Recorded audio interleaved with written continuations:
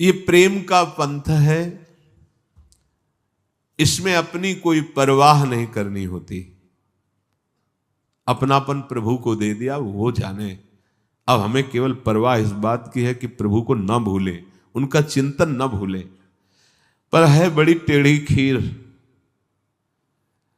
मानो ऐसा कि नैया भंवर में फंस गई है और डांड फेंक दो। देख लो प्रेम का मार्ग कैसा है कि नैया भंवर में फंस गई, अब तो जरूरी है डांड चलाना, तो कहते फेंक दो और ऐसे हो जाओ। है हिम्मत, फेंक के देख लो। तो बोले भंवर में नैया फंसी तो डूब नहीं जाएगी? बोले भंवर ही गायब हो जाएगी, भंवर ही गायब हो जाएगी। फेंक के तो डांड देखे कोई। और आखिरी में जो भी महान भक्त हुए हैं स्थिति यही आई है। पर बहुत इसीलिए कहा टेढ़ी खीर है। द्रौपदी जी कोई साधारण नहीं, अग्नि से पैदा हुई हैं और श्री कृष्ण की प्रिय हैं। लेकिन पांडवों का भरोसा, भीष्मादि का भरोसा, फिर अपनी भुजाओं का भरोसा, फिर दांत का भरोसा। अब जब देखा कुछ तो ऐसे, यह है डांड फेंक देना। संभल गया उसी समय, सब कुछ संभल गया। गजेंद्र पूरा हाथी हाथनियां लगकर सहयोग कर रहे हैं, अपना बल उनका बल। जब सब खत्म, हरि, पूरा हरि नाम उच्चारण भी नहीं हो पाया था, हरि बचा लिए थे। इस मार्ग में चलने वाले को भंवर में फंसी हुई नैया पे डांड को ही फेंक दो। ये लो डुबो, अब डुबो आप। ये ऐसा मार्ग है ये। कहीं ऐसा नहीं है कूद गए, अब देख लो अग्नि भी शीतल हो जाएगी। प्रहलाद जी का रोम भी भस्म नहीं हुआ, एकदम आनंद। एक बार तो विश्वंभर भगवान को विश्वास करके अपने जीवन को अर्पित कर दो। ये ककरीली पथरीली दिखाई देती है मार्ग की भूमि, पर बहुत सुहावनी और मंगलमयी होती है।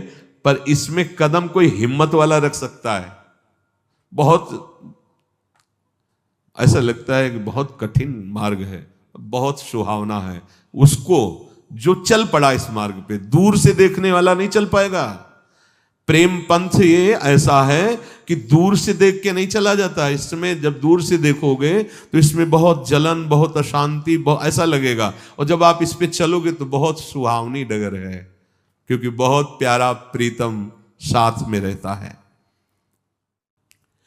जिसे एक बूंद भी प्रेम प्राप्त हुआ वो धन्य हो गया, मस्त हो गया। उसकी मतवाली स्थिति जो होती है उसकी बराबरी कौन कर सकता है? संसार का बड़े से बड़ा बादशाह भी उसकी बराबरी नहीं कर सकता जो श्री कृष्ण प्रेम का प्याला पिए हुए है। त्रिलोकी का राज्य उसके लिए तिनके के समान होता है।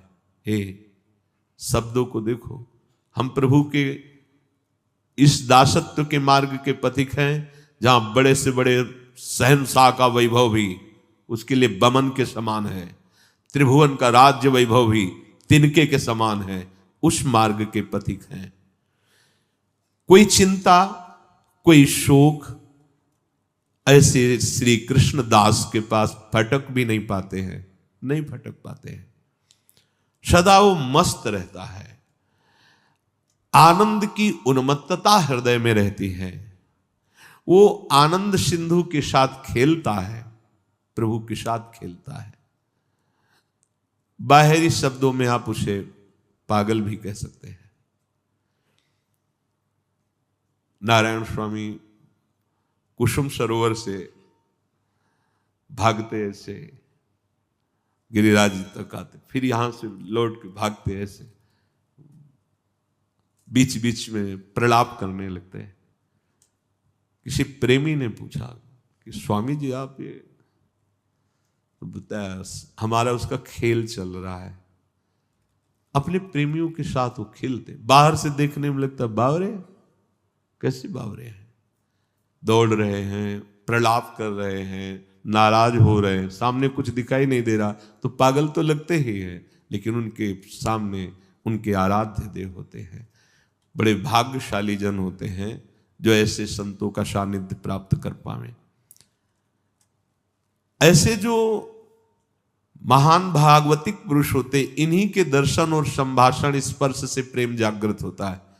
प्रेम के लिए कोई और साधन मार्ग नहीं है। रे मन रसिकन संग बिन रंच न उपजय प्रेम। प्रेम की बराबरी कोई नहीं कर सकता, चाहे वो ब्रह्म सुख, मोक्ष सुख, जीवन मुक्त अवस्था कोई भी हो, क्योंकि प्रेमाधीन भगवान उसके हाथ की कठपुतली बन जाते हैं। ध्यान दो, उल्टा हो गया। पहले क्या था? उमादार जोशित की नाई सबह नचावत राम गोसाई। अब उल्टा क्या हो गया? प्रेम के हाथ बिक जाने वाले प्रभु उस भक्त के हाथ की कठपुतली है। जहां चाहे जैसे चाहे वहां प्रभु को प्रकाशित कर दे।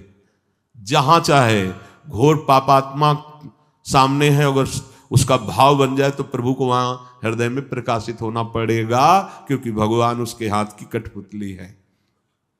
पर उसका हृदय ही नहीं रह जाता है, हृदय ही प्रभु बन जाते हैं, इसलिए उसका कोई संकल्प ही नहीं होता है।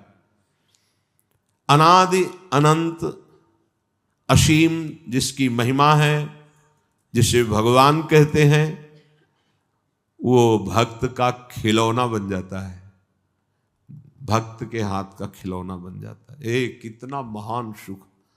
अब वहां तक पहुंच नहीं बुद्धि की तो लगता है महान सुख का मतलब अगर अरब खरब रुपया मिल जाए, ये मिल जाए, क्योंकि हमारी बुद्धि में इतना ही बैठा हुआ है। प्रेम का जब प्रादुर्भाव होता है तो सबसे पहले भय को भयभीत करके भगा देता है प्रेम, अर्थात प्रेमी निर्भीक हो जाता है, निर्भय। प्रेम पहला कार्य करता है, भय को भगा देता है। कोई भय नहीं रहता। ऐसा थोड़ी कि मृत्यु का भय या रोग का भय, सब वो स्थिति होती है, स्थिति वो बातों से नहीं होती है। भय नाम की वस्तु, सोच कितना आनंद, भय नाम की वस्तु नहीं रहती। और उसकी रुचि को खा जाता है प्रेम। पहले सबसे क्या करता है? भय को भयभीत करके भगा देता है, उसका हृदय निर्भय हो गया। दूसरा, उसकी रुचि को खा गया प्रेम। अब प्रेममयी रुचि हुई, उसकी कोई रुचि ही नहीं, कोई चाह ही नहीं, कोई इच्छा ही नहीं है। ये महामहिम प्रेम का प्रभाव रुचि को खा गया। बोले तुम्हारी क्या इच्छा है? इच्छा ही नहीं है, कोई इच्छा ही नहीं। प्रहलाद जी से कह रहे हैं कि हमारी आज्ञा है, वरदान मांगो। प्रहलाद जी ने कहा आपकी आज्ञा का पालन तो करना ही है, तो नाथ आप ये वरदान दे दो कि हमारे हृदय में कोई कामना ही न रहे मांगने की।